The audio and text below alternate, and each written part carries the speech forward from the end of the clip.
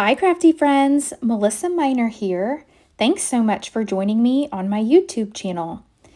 I am a new subscriber to the Spellbinders Large Die of the Month Club. So I thought I would show you what this die looks like and everything I did to put this card together. So this is the die for the month of February, and as you can see here, it is this adorable bunny with these large glasses. Now you could make the bunny without the glasses, but I think that's what makes this one so cute. But there are different variations that you definitely could make. I'm going to stay pretty close to the example since this is my first time working with this set. I feel like I get a little more familiar each time I use the set, and then I can venture off more on my own.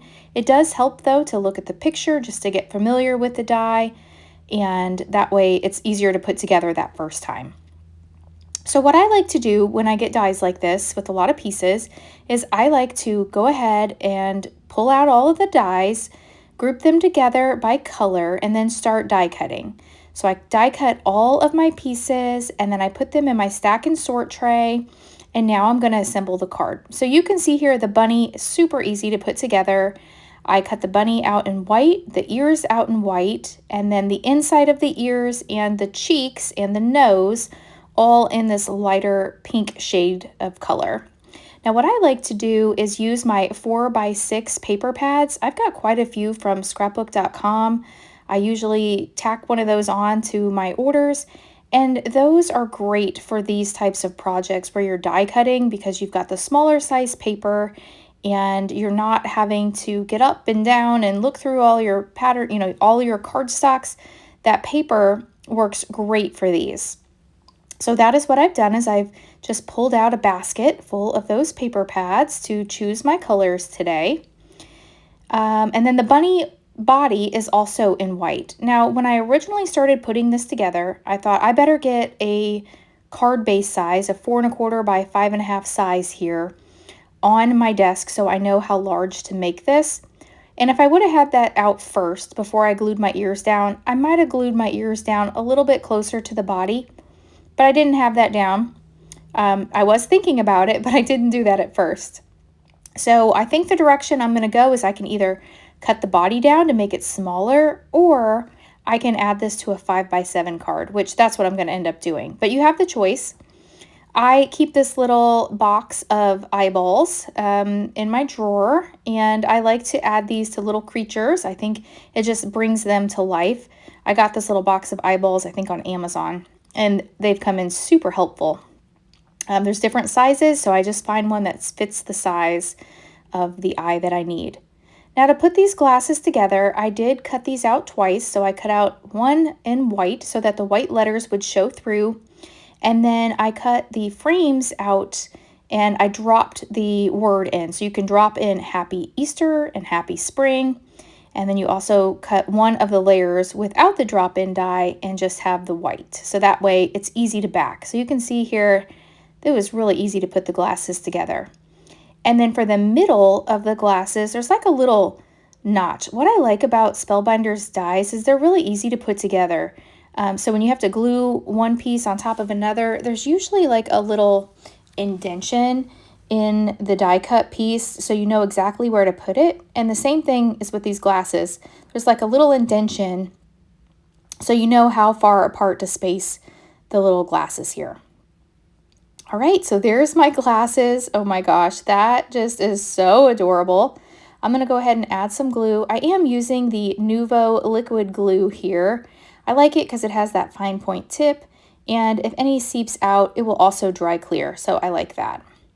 So I'm gonna add the glasses to the bunny, and then I will start assembling the flowers and the little bandana around the neck. So I do keep out the little guide next to me while I'm crafting. I find that helpful as well, just to identify all the pieces. Although there's not a instruction sheet per se, I feel like these instructions are easy enough to follow, where it's showing each of the dies for each of the different photos. Okay, so I'm going to go ahead and place the bandana on here. Now I couldn't decide if I wanted the bandana in pink or in teal when I originally first started die cutting. So I did cut it out in both colors, and I've landed on the teal. So we're just going to go with that. I also cut out all of the flowers in multiple colors as well, because I wasn't sure which color palette that I wanted to go with. And that way it gives me some options. And you know, if I have some extra pieces, I can just place those back in the packaging and I can use those on future projects. So the bandana was really easy. It's got the two little leafy bits, kind of, I guess you'd call them, and then a little knot for the center. I already love this, and I don't even have flowers on it. Like, it would be just so cute like this, and you saw how fast that was to put together. Now I'm going to start working on the flowers and the leaves, and so I'm going to try to pick out my colors here. So I did cut all the flowers out in 2 different colors. The first thing I noticed after die cutting these is there's this like little green stem, and then you can add the little buds to the top of the flower. So I'm going to do that first, and I'm going to add it in this teal color. So there's 3 little pieces, and they just fit right on top of the little leafy bit here, as long as they don't stick to my finger. So we got that, and then I'm going to glue the other one on.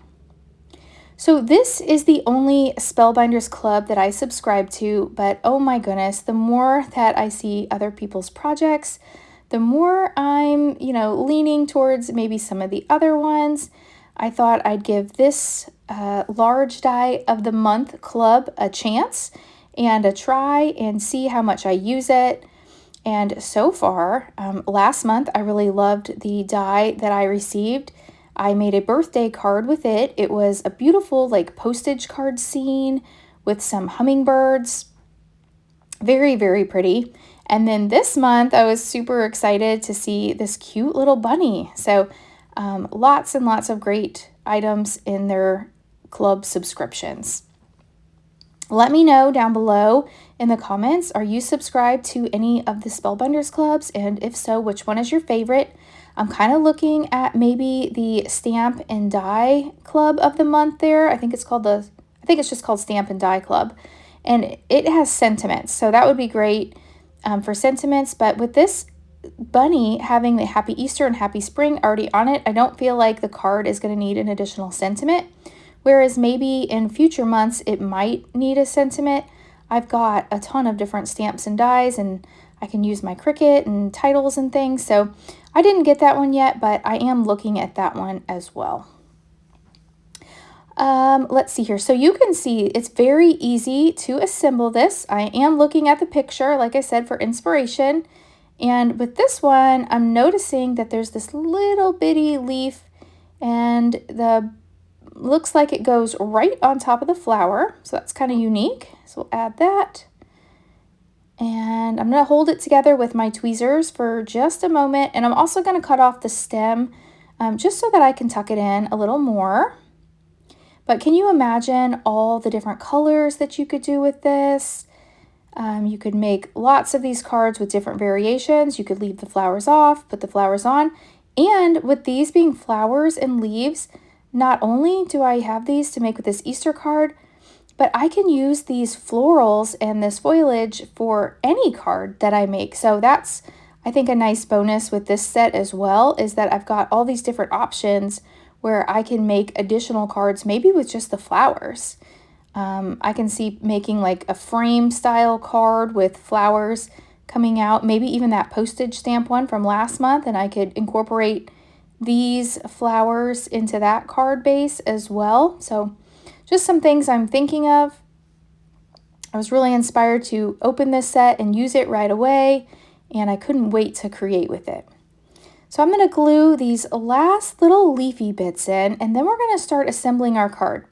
So like I said in the beginning, when I started this, I was going to put it on an A2, a 4 1/4 by 5 1/2, but I didn't quite glue my ears down low enough, which that's okay. I do like the ears sticking up further, but I could have made them fit if I would have had that A2 card base in front of me. And here's where I'm deciding. I'm like, no, I really don't want to cut the base off because that's going to take the bandana off.